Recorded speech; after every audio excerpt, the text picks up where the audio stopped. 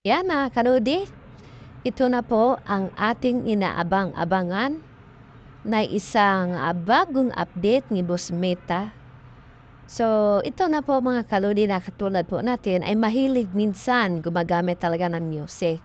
So, para ito maiwasan na hindi tayo magkakaroon ng copyright mga kaludi, so ito po panoorin natin ang buo para malalaman natin kung saan po tayo nagkakaroon ng copyright. Dahil importante po ito ay para sa atin na mga content creator na gusto talagang kumita dito kay Meta World. So ito na po mga kaludi, panoorin po natin ito ng buo.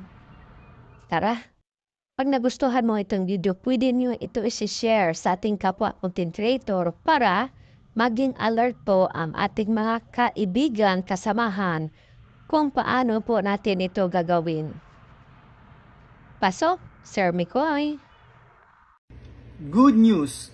Alam nyo ba na madali na nating malalaman kung may copyright content tayo? Dahil sa bagong update or bagong feature ni Meta na makikita sa mga videos sa long form at reels natin.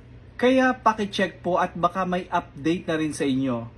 Bago nyo po i-share ang mga i-upload nyong long form at reels, ay i-check nyo po muna at baka may feature na rin po kayo nito. Ito yung sa long form at makikita nyo yan sa ibaba bago mag-share now. At ito yung copyright check. At same din sa reels na makikita rin sa ibaba. Gaano nga ba kahalaga ang copyright check na ito?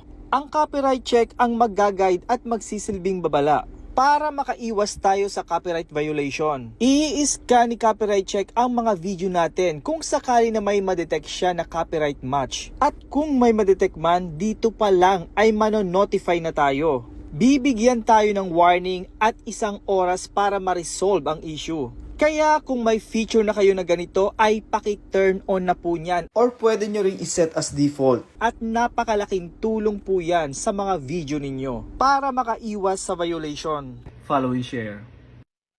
At sana mayroon po tayo natutunan. God bless us all.